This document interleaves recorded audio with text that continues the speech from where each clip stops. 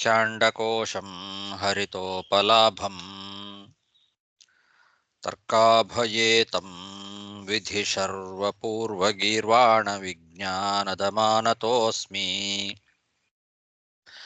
प्रथमो हनुमान्नाम द्वितीयो भीम एव च पूर्णप्रज्ञस्तृतीयस्तु भगवत्कार्यसाधकः बुद्धिर्बलं यशोधैर्यं निर्भयत्वम् अरोगता अजाड्यं वाक्पटुत्वं च हनुमत्स्मरणात् भवेत् पृथ्वीमण्डलमध्यस्थाः पूर्णबोधमतानुगाः वैष्णवा विष्णुहृदयाः तन्नमस्ये गुरुन्मम जन्माद्यस्य यतोऽन्वयात् इतरतश्चार्थेष्वभिज्ञस्वराट् तेने ब्रह्महृदाय आदिकवये मुह्यन्ति यं सूरयः तेजो वारिमृदां यथा विनिमयो यत्र त्रिसर्गो मृषा धाम्ना स्वेन सदा निरस्तकुहकं सत्यं परं धीमहि सृष्टिस्थित्यप्येहा नियतिदृशितमो बन्धमोक्षाश्च यस्मात् अस्य श्रीब्रह्मरुद्रप्रभृतिसुरनरद्वीषशत्रुत्मकस्य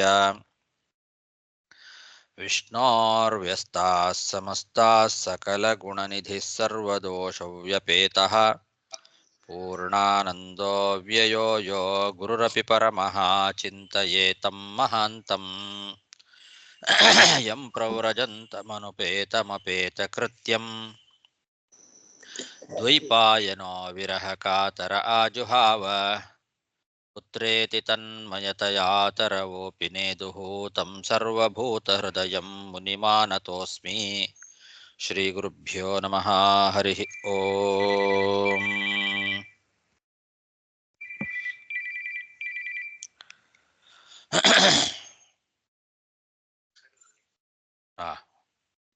ಹೇಳಿ.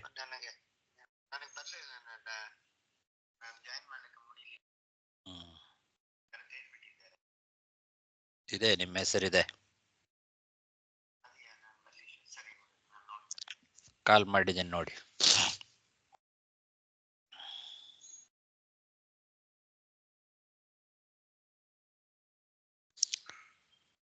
ಶ್ರೀಮದ್ ಭಾಗವತದ ಸಪ್ತಮ ಸ್ಕಂಧದ 13ನೇ ಅಧ್ಯಾಯದಲ್ಲಿ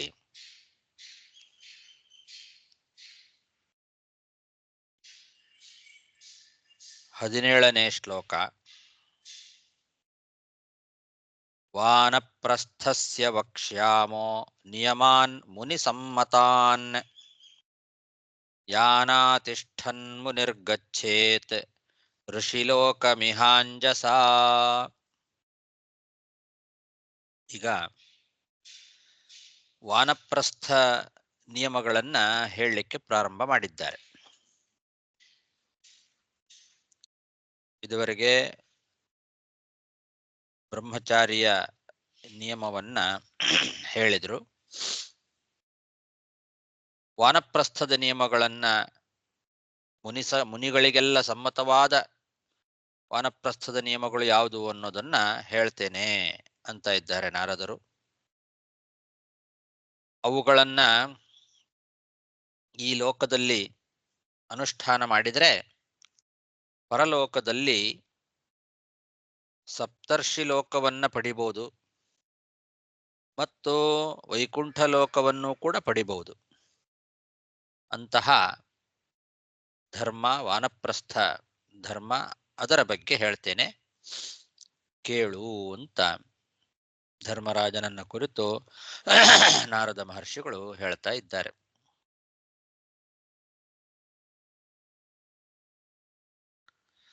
ವಾನಪ್ರಸ್ಥಸ್ಯ ವಕ್ಷ್ಯಾಮೋ ನಿಯಮಾನ್ ಮುನಿಸಮ್ಮತಾನ್ ಯಾನಾತಿಷ್ಠನ್ ಮುನಿರ್ಗಚ್ಚೇತ್ ಋಷಿಲೋಕಮಿಹಾಂಜಸಾ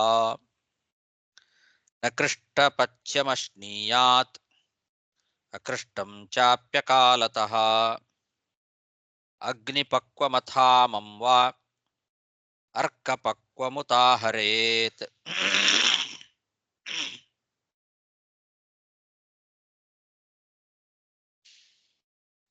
ವಾನಪ್ರಸ್ಥಾಶ್ರಮವನ್ನ ಸ್ವೀಕಾರ ಮಾಡಿರ್ತಕ್ಕಂಥವರು ಈ ಹೊಲ ಗದ್ದೆಗಳಲ್ಲಿ ಊಳಿ ನೆಲದಲ್ಲಿ ಬೆಳೆದ ಆಹಾರ ಏನಿದೆ ಅಲ್ಲ, ಆ ಆಹಾರವನ್ನ ತಿನ್ನಬಾರದು. ಹೊಲಗದ್ದೆಗಳಲ್ಲಿ ಊಳಿ ಕೃಷಿ ಮಾಡಿ ಏನೊಂದು ಆಹಾರವನ್ನ ಬೆಳೀತಾರೆ, ಆ ಆಹಾರವನ್ನ ತಿನ್ನಬಾರದು. ಅವರ ನಿಯಮ ಹಾಗೆ. ಮತ್ತೇನು ತಿನ್ನಬೇಕು ಅಂದ್ರೆ, ಭೂಮಿಯನ್ನ ಊಳದೆ ಅಕಾಲದಲ್ಲಿ ಬೆಳೆದಿರ್ತದಲ್ಲ ಅದನ್ನು ತಿನ್ನಬಾರದು. ಉಳುಮೆ ಮಾಡದೇ ಇರತಕ್ಕಂತ ಭೂಮಿಯಲ್ಲಿ ಅಕಾಲದಲ್ಲಿ ಬೆಳೆದ್ರೆ ಅದನ್ನು ತಿನ್ನಬಾರದು. ಬೆಂಕಿಯಲ್ಲಿ ಬೇಯಿಸಿದ್ದನ್ನು ತಿನ್ನಬಾರದು. ಹಾಗಾದ್ರೆ ಏನ್ ತಿನ್ನಬೇಕು? ಬೇಯಿಸಿದ್ದು ತಿನ್ನಬಾರದು, ಹಸಿಯಾದ ಆಹಾರವನ್ನೇ ತಿನ್ನಬೇಕು. ಅದು ಬಿಸಿಲಿನಲ್ಲಿ ಪಕ್ವ ಆಗಿರ್ಬೇಕು. ಬೆಂಕಿಯಿಂದ ಪಾಕ ಮಾಡಬಾರದು, ಬಿಸಿಲಿನಲ್ಲಿ ಪಕ್ವ ಆಗಿರ್ತದೆ. ಹಸಿಯಾದ ಆಹಾರವನ್ನ ಬಿಸಿಲಿನಲ್ಲಿಟ್ಟು ಬಿಸಿಲಿನಲ್ಲಿ ಪಕ್ವ ಆದ್ರೆ ಸಾಕು, ಅಷ್ಟು. ಅದನ್ನೇ, ಆ ಆಹಾರವನ್ನೇ ಉಣಬೇಕು. ಬೆಂಕಿಯಲ್ಲಿ ಬೇಯಿಸಿದ್ದನ್ನು ತಿನ್ನಬಾರದು. ಅಕಾಲದಲ್ಲಿ ಬೆಳೆದದ್ದನ್ನು ತಿನ್ನಬಾರದು. ಭೂಮಿಯಲ್ಲಿ ಅಕಾಲದಲ್ಲಿ ಬೆಳೆದ್ರೆ ಅದನ್ನು ತಿನ್ನಬಾರದು. ಊಳಿ ಕೃಷಿ ಮಾಡಿ ಬೆಳೆದ ಆಹಾರವನ್ನು ತಿನ್ನಬಾರದು. ನ ಕೃಷ್ಟ ಪಚ್ಚಮಶ್ನೀಯಾತ್ ಅಕೃಷ್ಟಂ ಚಾಪ್ಯ ಕಾಲತಃ ಅಗ್ನಿಪಕ್ವಮಥಾಮಂ ವಾ ಅರ್ಕಪಕ್ವಮುದಾಹರೇತ್. ವನ್ಯೈಶ್ಚರುಪುರೋಡಾಶಾತ್ ನಿರ್ವಪೇನ್ನಿತ್ಯಚೋದಿತಾನ್ ಲಬ್ಧೇ ನವೇ ನವೇನ್ನಾದ್ಯೇ ಪುರಾಣಂ ತು ಪರಿತ್ಯಜೇತ್. ಕಾಡಿನಲ್ಲಿ ಯಾರು ಕೃಷಿ ಮಾಡೋದಿಲ್ಲ. ಹೊಲಗದ್ದೆಗಳಲ್ಲಿ ಕೃಷಿ ಮಾಡಿರ್ತಾರೆ. ಆ ಕೃಷಿ ಮಾಡಿದ ಉಳಿದ ಆ ಭೂಮಿಯಲ್ಲಿ ಬೆಳೆದ ಪದಾರ್ಥಗಳನ್ನು ಸ್ವೀಕಾರ ಮಾಡಬಾರದು. ಕಾಡಿನಲ್ಲಿ ಸಿಗುವ ಧಾನ್ಯಗಳು, ಅವುಗಳಿಂದ ಜೀವನ ಮಾಡಬೇಕು. ಅವು ಸಿಗದೇ ಇದ್ದಾಗ ಬೇರೆ ಧಾನ್ಯಗಳಿಂದ ಆಯಾಯ ಕಾಲದಲ್ಲಿ ವಿಹಿತವಾದ ಚರು, ಪುರೋಡಾಶ ಮೊದಲಾದ ಯಾಗಗಳನ್ನು ಮಾಡಬೇಕಂತೆ. ಯಾಗ ಮಾಡಲಿಕ್ಕೆ ಧಾನ್ಯಗಳು, ಕಾಡಿನಲ್ಲಿ ಸಿಗುವ ಧಾನ್ಯಗಳಿಂದಲೇ ಯಾಗ ಮಾಡೋದು. ಏನು ಧಾನ್ಯಗಳು ಸಿಗುತ್ತೋ ಆ ಧಾನ್ಯಗಳಿಂದಲೇ ಮಾಡಬೇಕು ಯಾಗವನ್ನ. ವನ್ಯೈಹಿ ಅಂದ್ರೆ ಕಾಡಿನಲ್ಲಿ ಸಿಗುವಂಥದ್ದು, ಅಂತಹ ಧಾನ್ಯಗಳಿಂದ ಮಾಡಬಹುದು. ಅದು ಸಿಗಲಿಲ್ಲ ಅಂದ್ರೆ ಬೇರೆದ್ರಿಂದಲೂ ಏನು ಸಿಗುತ್ತೋ, ಆಯಾಯ ಕಾಲದಲ್ಲಿ ಯಾವ್ದು ಸಿಗುತ್ತೋ ಆ ಕಾಲಕ್ಕೆ ತಕ್ಕಂತೆ ಚರೋಡಾಶ, ಚರು ಮತ್ತೆ ಪುರೋಡಾಶ ಮೊದಲಾದವುಗಳನ್ನೆಲ್ಲ ಮಾಡಿ ಅಗ್ನಿಯಲ್ಲಿ ಅವರು ಅದನ್ನ ಹೋಮ ಮಾಡಬೇಕು. ಹೊಸ ಹೊಸ ಅನ್ನ ಸಿಕ್ಕಾಗ ಹಳೇದನ್ನ ಬಿಡಬೇಕು. ಹೊಸದು ಸಿಕ್ಕಾಗ ಹಳೇದನ್ನ ಪುರಾಣಂ ತು ಪರಿತ್ಯಜೇತ್ ಅಂದ್ರೆ ಹಳೇದನ್ನ ಬಿಡಬೇಕು. ಹೊಸದು ಸಿಕ್ಕಾಗ ನವೇ ನವೇ ಅನ್ನಾದ್ಯೆ ಅಂದ್ರೆ ಕಾಡಿನಲ್ಲಿ ಧಾನ್ಯಗಳು ಯಾವುದು ಸಿಗುತ್ತೋ ಅದರಿಂದ ಜೀವನ ಮಾಡಬೇಕು. ಹೊಸ ಹೊಸ ಧಾನ್ಯಗಳು ಸಿಕ್ಕಾಗ ಹಳೇದನ್ನ ಬಿಡಬೇಕು. ಹೊಸದು ಸಿಗೋವರೆಗೂ ಹಳೇದ್ರಲ್ಲೇನೆ ಮಾಡಬೇಕು ಅಂತ ಅರ್ಥ. ವನ್ಯೈಶ್ಚರು ಪುರೋಡಾಶಾತ್ ನಿರ್ವಪೇನ್ನಿತ್ಯ ಚೋದಿತಾನ್ ಲಬ್ಧೇ ನವೇ ನವೇನ್ನಾದ್ಯೇ ಪುರಾಣಂ ತು ಪರಿತ್ಯಜೇತ್.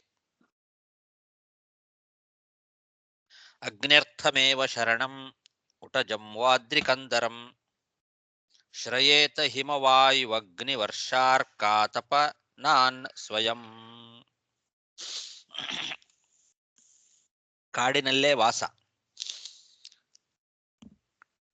ಮನೆ ಬಿಟ್ಟು ಹೋಗಿರ್ತಾರೆ, ಕಾಡಲ್ಲೇ ಎಲ್ಲಿಯಾದ್ರೂ ಒಂದ್ ಕಡೆಯಲ್ಲಿ ವಾಸ ಮಾಡಬೇಕು. ವಾಸ ಮಾಡಲಿಕ್ಕೆ ಒಂದು ಗುಡಿಸಲು ಅಥವಾ ಪರ್ವತದಲ್ಲಿ ಗುಹೆಗಳಿರ್ತವೆ, ಆ ಗುಹೆಗಳು ಅದನ್ನೇ ಮನೆಯನ್ನಾಗಿ ಮಾಡ್ಕೊಳ್ಬೇಕು.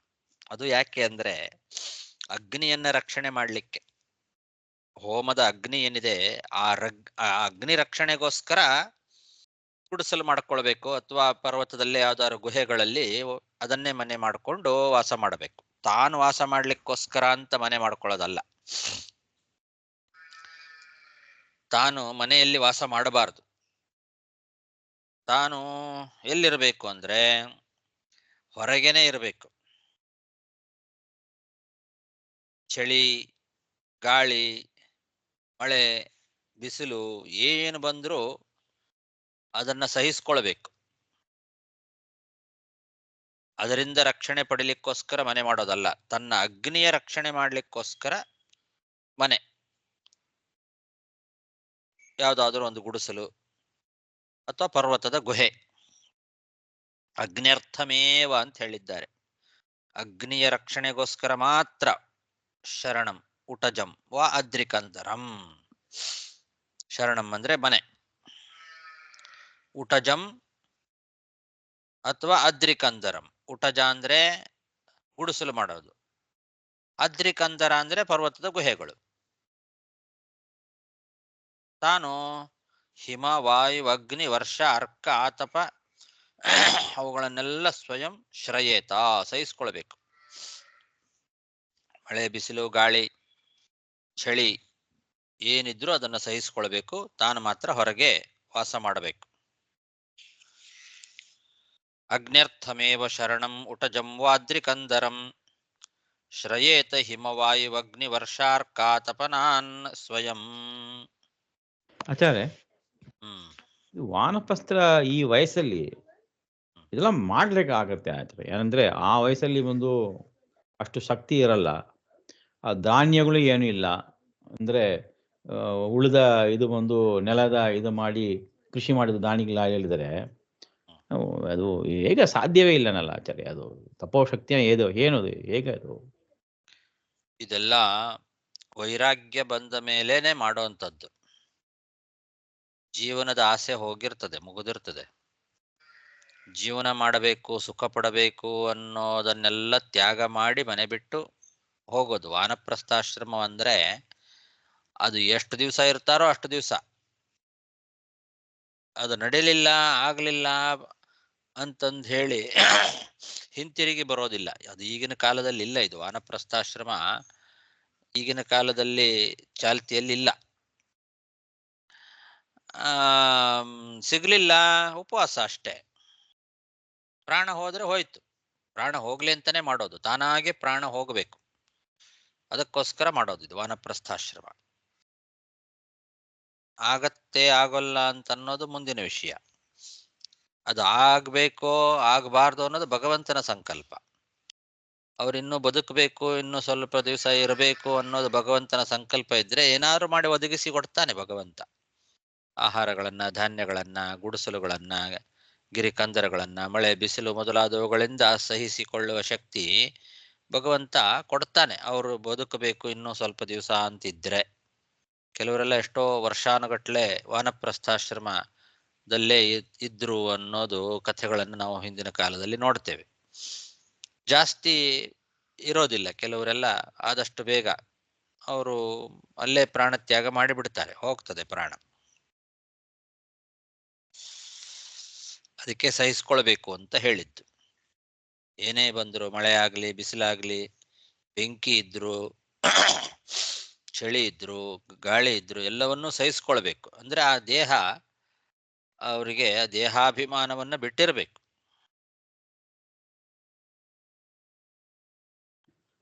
ಸೊ ಅಂದ್ರೆ ಇದೇ ನಿಯಮಗಳು ಕೂಡ ಯತಿಗಳಿಗೆ ಖಂಡಿತ ಇರಬೇಕಲ್ವ ಆಚಾರ್ಯ? ಯತಿಗಳಿಗಾಗುವಾಗ ವೈರಾಗ್ಯ ಇರಬೇಕು. ಇದೆಲ್ಲ ಇರಬೇಕು, ವೈರಾಗ್ಯ ಇರಬೇಕು. ಹಾಗಂತ ಹೇಳಿ ಅವರು ಊರಿನ ಹೊರಗೆ ವಾಸ ಮಾಡಬೇಕು, ಕಾಡಿನಲ್ಲಿ ವಾಸ ಮಾಡಬೇಕು ಅಂತಿಲ್ಲ. ಅವರು ಊರುಗಳಲ್ಲೇನೆ ಭಿಕ್ಷಾಟನೆಯನ್ನ ಮಾಡಿ, ಸಂಚಾರ ಮಾಡಿ ಇರಬಹುದು. ವಾನಪ್ರಸ್ಥಾಶ್ರಮಿಗಳು ಊರಲ್ಲಿ ಇರ್ಲಿಕ್ಕಿಲ್ಲ. ಅವ್ರಿಗೆ ಕಾಡಿನಲ್ಲೇ ಇರೋದು, ಮನೆ ಅಂತಿಲ್ಲ ಇವರಿಗೆ.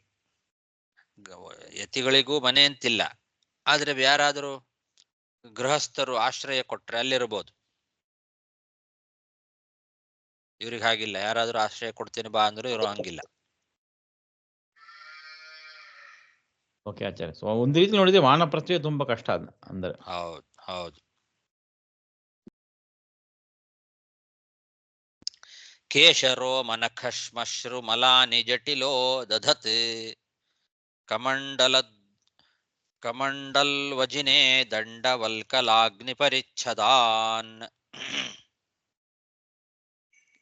ತಲೆ ಕೂದಲು, ರೋಮ, ಉಗುರು, ಗಡ್ಡ, ಮೀಸೆ ಏನೂ ತೆಗೆಯೋ ಹಾಗಿಲ್ಲ. ಮೈಯಲ್ಲಿ ಕೊಳೆ ಇದ್ರೂ ಕೂಡ ಅದನ್ನು ತೆಗೆಯೋ ಹಾಗಿಲ್ಲ. ಕೂದಲೆಲ್ಲ ಜಟೆ ಕಟ್ಕೊಂಡು ಬಿಟ್ರೆ ದೇಹದಲ್ಲಿ ಆ ಜಟೆ ಕಟ್ಟಿದ ಕೂದಲನ್ನು ತೆಗೆಯೋ ಹಾಗಿಲ್ಲ. ಕೇಶ, ರೋಮ, ನಖ, ಶ್ಮಶ್ರು, ಮಲಾನಿ ಇದ್ಯಾವುದೂ ತೆಗೆಯೋ ಹಾಗಿಲ್ಲ. ಕೇಶಗಳ, ತಲೆ ಕೂದಲು, ರೋಮಗಳು, ಉಗುರುಗಳು, ಗಡ್ಡ ಮೀಸೆಗಳು, ಮಲ ಅಂದ್ರೆ ಮೈ ಮೇಲಿರೋ ಕೊಳೆ, ಇದ್ಯಾವುದನ್ನು ಕೂಡ ತೆಗೆಯೋ ಹಾಗಿಲ್ಲ. ಕಮಂಡಲದ್ವಯೇ, ವಿದ್ಯಾ ಬನ್ನಿ.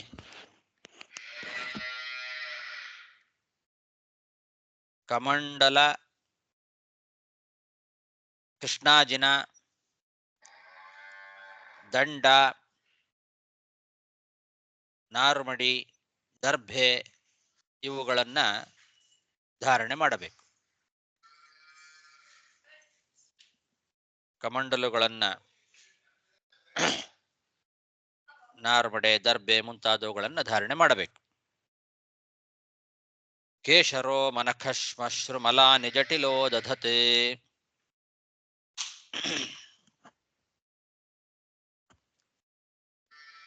ಕಮಂಡಲ್ವಜಿನೇ ದಂಡವಲ್ಕಲಾಗ್ನಿ ಪರಿಚ್ಛದಾನ್.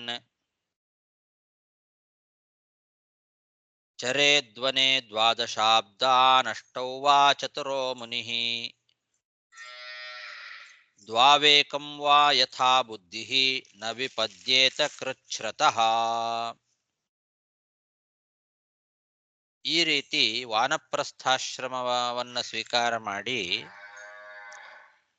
12 ವರ್ಷನೋ ಅಥವಾ 8 ವರ್ಷನೋ ಅಥವಾ 4 ವರ್ಷನೋ ಅಥವಾ ಕೊನೆಗೆ 1 ವರ್ಷವಾದರೂ ಈ ವಾನಪ್ರಸ್ಥಾಶ್ರಮ ನಿಯಮವನ್ನು ಆಚರಣೆ ಮಾಡಬೇಕು.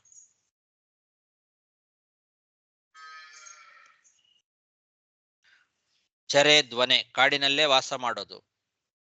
ದ್ವಾದಶಾಬ್ದಾನ್ ಅಷ್ಟೌವಾ ಚತುರೋ ಮುನಿಹಿ ಅಂತ, ಅಥವಾ ದ್ವಾವೇಕಂ ವಾ, 1 ವರ್ಷ 2 ವರ್ಷ ಆದರೂ ಈ ರೀತಿ ಕಟ್ಟುನಿಟ್ಟಾದ ನಿಯಮವನ್ನ ಮಾಡಬೇಕು ವಾನಪ್ರಸ್ಥಾಶ್ರಮ. ಆದರೆ ನವಿಪದ್ಯೇತ ಕೃಚ್ಛ್ರತಃ ಅಂತ ಹೇಳಿದ್ದಾರೆ. ತಪಸ್ಸು ಮಾಡುವ ಒಂದು ಕಷ್ಟ ಇದೆ ಅಲ್ವಾ, ಅಷ್ಟು ಕಷ್ಟಪಟ್ಟು ತಪಸ್ಸು ಮಾಡ್ತಾ ಇರುವಾಗ ಬುದ್ಧಿ ಕೆಡದೇ ಇರುವಂತೆ ನೋಡ್ಕೊಳ್ಬೇಕು. ಬುದ್ಧಿಶಕ್ತಿ ಕೆಡದೇ ಇರುವಂತೆ ಎಚ್ಚರ ವಹಿಸ್ಬೇಕಂತೆ. ಯಥಾ ಬುದ್ಧಿ ನ ವಿಪದ್ಯೇತ ತಥಾ. ಕಷ್ಟಪಟ್ಟು ತಪಸ್ಸು ಮಾಡೋ ಒಂದು ಆ ನಿಟ್ಟಿನಲ್ಲಿ ತಾವು ಬುದ್ಧಿ ಕೆಡಿಸ್ಕೊಳ್ಬಾರ್ದು. ಬುದ್ಧಿ ಕೆಡದೇ ಇರುವಂತೆ ಎಚ್ಚರದಿಂದ ಇರಬೇಕು. ಚರೆ ಧ್ವನೆ ದ್ವಾದಶಾಬ್ದಾನಷ್ಟೌ ವಾ ಚತುರೋ ಮುನಿಃ.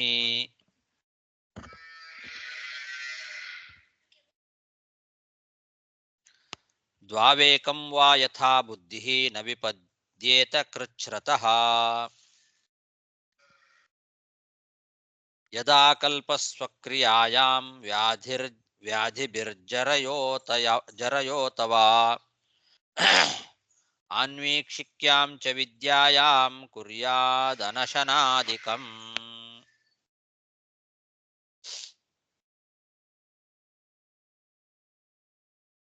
ಪ್ರತಿನಿತ್ಯ ಮಾಡಬೇಕಾದಂತಹ ಅಗ್ನಿಹೋತ್ರ ಯಾಗಗಳು, ನಿತ್ಯ ಕರ್ಮಾನುಷ್ಠಾನಗಳು, ಇದನ್ನು ಯಾವುದನ್ನು ಕೂಡ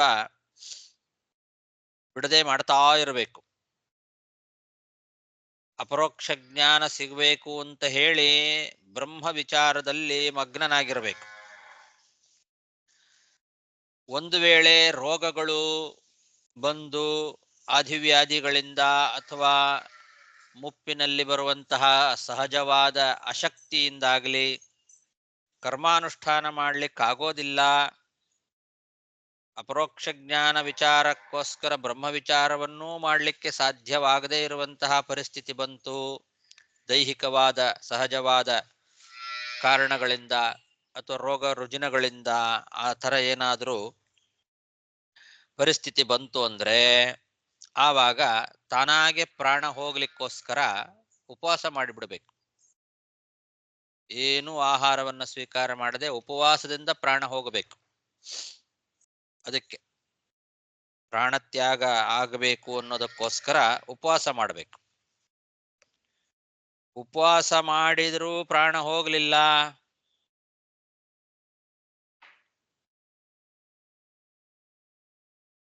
ಹಗಲಿನಲ್ಲಿ ಮಾತ್ರ ಒಂದು ಹೊತ್ತು ಮಾತ್ರ ಆಹಾರವನ್ನು ಸ್ವೀಕಾರ ಮಾಡಬಹುದು. ಅದು ಯಾವಾಗ ಅಂದರೆ 15 ದಿವಸಕ್ಕೊಂದ್ಸಲ ಆಹಾರ ಸ್ವೀಕಾರ ಮಾಡಬಹುದು. ಅಥವಾ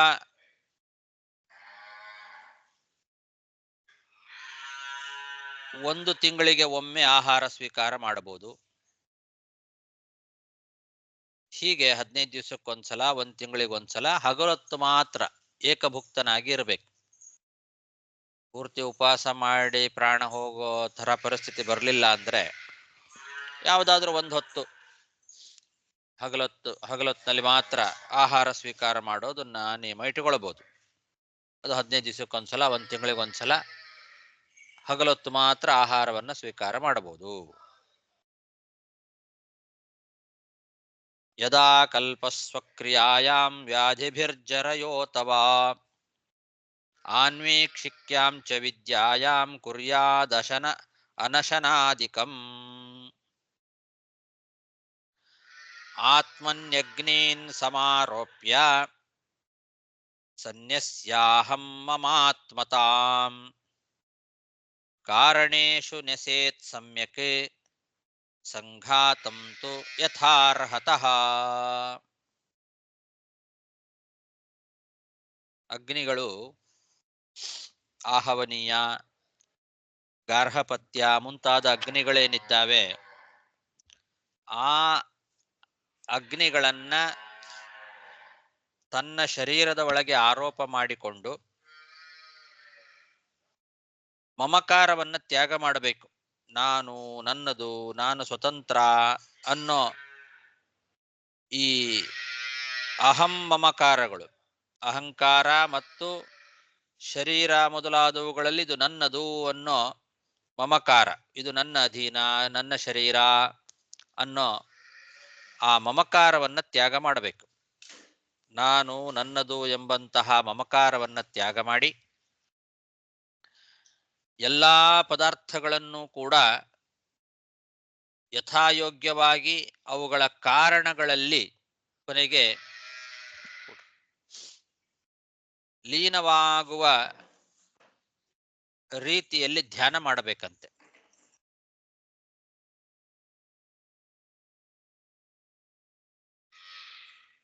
ಅಹಂ ಮಮಕಾರಗಳನ್ನು ತ್ಯಾಗ ಮಾಡಿ ನಾನು, ನನ್ನದು ಅನ್ನೋದನ್ನ ತ್ಯಾಗ ಮಾಡಬೇಕು, ತಾನು ಸ್ವತಂತ್ರ ಅನ್ನೋದನ್ನ ತ್ಯಾಗ ಮಾಡಿ ಎಲ್ಲವನ್ನೂ ಕೂಡ ತಮ್ಮ ತಮ್ಮ ಕಾರಣಗಳಲ್ಲಿ ಲೀನವಾಗ್ತಾವೆ, ಇವೆಲ್ಲವೂ ಕೂಡ ನಾಶವಾಗ್ತಾವೆ ಅಂತ ಧ್ಯಾನ ಮಾಡಬೇಕು. ಅಗ್ನಿಗಳನ್ನೆಲ್ಲ ತನ್ನ ಶರೀರದ ಒಳಗೆ ಆರೋಪ ಮಾಡಿಕೊಳ್ಬೇಕು, ಹೋಮದ ಅಗ್ನಿಗಳನ್ನ. ಆತ್ಮನ್ಯಗ್ನೀನ್ ಸಮಾರೋಪ್ಯ ಸನ್ಯಸ್ಯಾಹಂ ಮಮಾತ್ಮತಾಂ ಕಾರಣೇಶು ನ್ಯಸೇತ್ ಸಮ್ಯಕ್ ಸಂಘಾತಂ ತು ಯಥಾರ್ಹತಃ ಖೇ ಖಾನಿ ವಾಯೋ ನಿಶ್ವಾಸಂ ತೇಜಸ್ಯೂಷ್ಮಾಣಮಾತ್ಮವಾನ್ ಅಪ್ಸ್ವಸೃಕ್ ಶ್ಲೇಷ್ಮ ಪೂಯಾನಿ ಕ್ಷಿತೌ ಶೇಷಂ ಯಥೋದ್ಭವಂ. ಇಲ್ಲಿ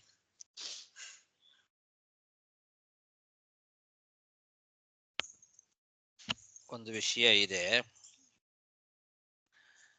ಕಾರಣೇಶು ನೆಸೇತ್ ಸಮ್ಯಕ್ ಅಂತ ಹೇಳಿದ್ದಾರೆ. ತಮ್ಮ ತಮ್ಮ ಕಾರಣಗಳಲ್ಲಿ ಆಯಾಯ ವಸ್ತುಗಳು ಲೀನವಾಗ್ತಾವೆ ಅಂತ ಧ್ಯಾನ ಮಾಡಬೇಕು ಅಂತ. ಕಾರ್ಯಗಳನ್ನ ಕಾರಣಗಳಲ್ಲಿ ಸೇರಿಸಬೇಕು ಅಂತ ಇಷ್ಟರ್ಥ ಬರ್ತದೆ. ಕಾರಣಗಳಲ್ಲಿ ಸಮ್ಯಕ್ ನೆಸೇತ್, ಕಾರ್ಯಗಳನ್ನ ಕಾರಣಗಳಲ್ಲಿ ನ್ಯಾಸ ಮಾಡಬೇಕು ಅಂತ ಮೇಲ್ನೋಟಕ್ಕೆ ಅರ್ಥ ಅಷ್ಟೇ ಕಾಣಿಸ್ತದೆ. ಅದು ಹೇಗೆ ಸಾಧ್ಯ? ಕಾರ್ಯಗಳನ್ನೆಲ್ಲ ಕಾರಣಗಳ ಒಳಗೆ ಸೇರಿಸೋದು ಹೇಗೆ ಸಾಧ್ಯ?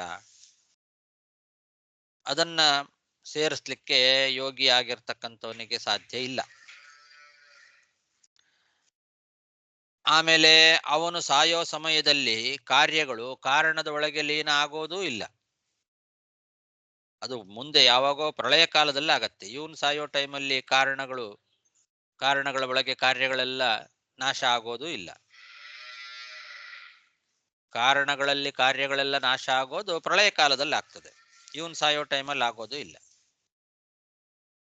ಹಾಗಾಗಿ ಇದನ್ನು ಹೇಗೆ ಅಂದ್ರೆ ಆ ರೀತಿ ಧ್ಯಾನ ಮಾಡಬೇಕು ಅಂತ ಅರ್ಥ. ಅಲ್ಲಿ ಕಾರಣೇಶು ಸಮ್ಯಕ್ ನೆಸೇತ್ ಅಂತ ಹೇಳಿದ್ದಾರೆ. ನೆಸೇತ್ ಅಂದ್ರೆ ನ್ಯಾಸ ಅಂದ್ರೆ ಧ್ಯಾನ ಅಂತ ಅರ್ಥ. ಆ ರೀತಿ ಚಿಂತನೆ ಮಾಡಬೇಕು. ಎಲ್ಲಾ ಕಾರ್ಯವಸ್ತುಗಳು ಕಾರಣ ವಸ್ತುಗಳಲ್ಲಿ ಲೀನವಾಗ್ತಾವೆ ಅಂತ ಚಿಂತನೆ ಮಾಡಬೇಕು ಅಂತ ಅರ್ಥ. ಬೇರೆ ವ್ಯಾಖ್ಯಾನಕಾರರು ಇಲ್ಲಿ ಲೀನಂ ಅನುಸಂಧೀತ ಅಂತ ಹಾಗೆ ವ್ಯಾಖ್ಯಾನ ಮಾಡಿದ್ದಾರೆ. ಲೀನ ಆಯ್ತು ಅಂತ ಚಿಂತನೆ ಮಾಡಬೇಕು ಅಂತ. ಲೀನ ಆಯ್ತು ಅಂತ ಚಿಂತನೆ ಮಾಡಿದ್ರೆ ಅದು ಅನ್ಯಥೋಪಾಸನೆ ಆಗ್ತದೆ. ಯಾಕಂದ್ರೆ ಇನ್ನು ಲೀನ ಆಗಿಲ್ಲ. ಲೀನ ಆಗೋದಕ್ಕಿಂತ ಮುಂಚೆನೆ ಇದು ಲೀನ ಆಯ್ತು, ಕಾರ್ಯಗಳು ಕಾರಣದ ಒಳಗೆ ಲೀನ ಆಯ್ತು ಅಂತ ಚಿಂತನೆ ಮಾಡಿದ್ರೆ ಅನ್ಯಥೋಪಾಸನೆ ಆಗ್ತದೆ. ಲೀನ ಆಗೋಕ್ಕಿಂತ ಮುಂಚೆನೆ ಲೀನ ಆಯ್ತು ಅಂತ ಚಿಂತನೆ ಮಾಡಿದ್ರೆ ಅನ್ಯಥೋಪಾಸನೆ ಆಯ್ತಲ್ವಾ.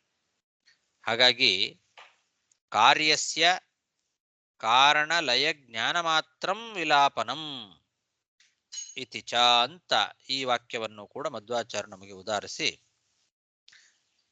ಲಯ ಕಾರ್ಯದಲ್ಲಿ ಕಾರ್ಯ ಕಾರಣದಲ್ಲಿ ಲಯ ಹೊಂದುತ್ತೆ ಅಂತ ಚಿಂತನೆ ಮಾಡಬೇಕು. ಈಗಲ್ಲ, ಪ್ರಳಯ ಕಾಲದಲ್ಲಿ ಎಲ್ಲಾ ಕಾರ್ಯಗಳು ಕೂಡ ಕಾರಣದಲ್ಲಿ ಲೀನ ಆಗತ್ತೆ, ಲಯವನ್ನ ಹೊಂದತ್ತೆ ಅಂತ ಆ ರೀತಿ ಚಿಂತನೆ ಮಾಡೋದಷ್ಟೇ ನೆಸೇತ್ ಅಂತ ಅನ್ನೋದಕ್ಕೆ ಅರ್ಥ. ಲಯಕ್ರಿಯೆ ಅಂದ್ರೆ ಹಾಗೆ. ಇದನ್ನ ತಂತ್ರಮಾಲಾ ಗ್ರಂಥ ನಮಗೆ ತಿಳಿಸಿಕೊಟ್ಟಿದೆ. ಹಾಗಾಗಿ ಆ ರೀತಿ ಚಿಂತನೆ ಮಾಡಬೇಕು.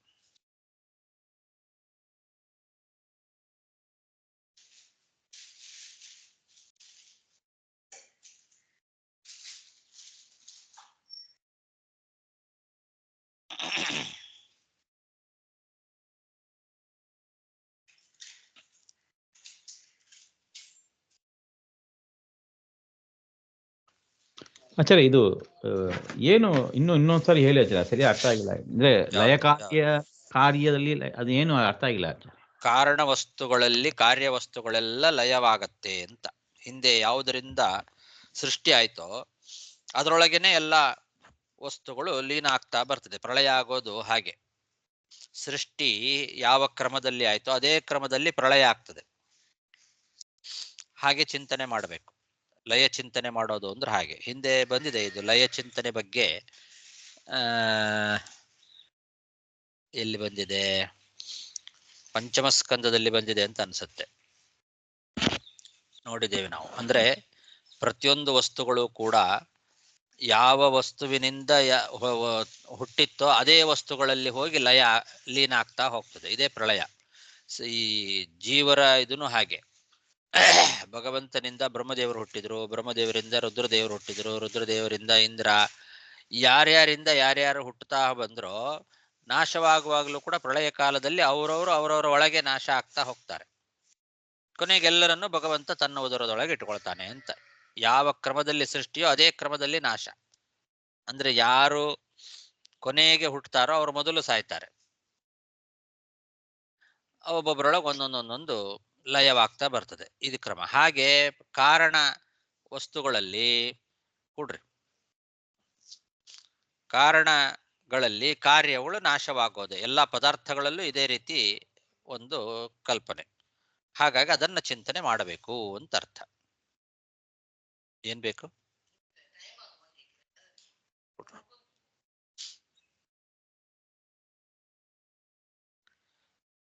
ಅರ್ಥ ಆಯ್ತಾ? ಅರ್ಥ ಆಯ್ತಾ ಅದು? ಸೊ ಓಕೆ, ಭಗವಂತನೇ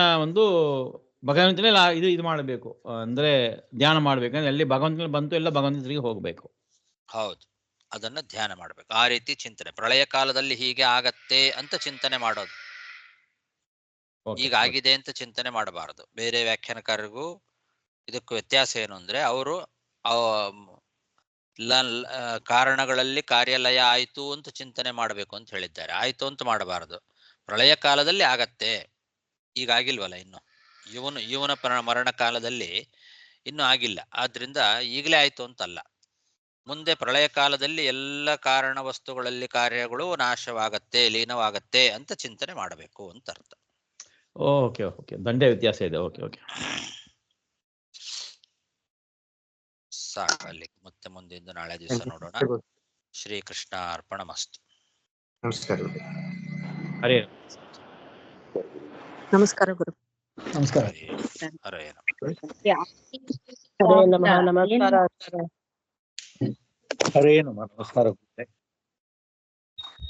ನಮಸ್ಕಾರ. ಧನ್ಯವಾದಗಳು.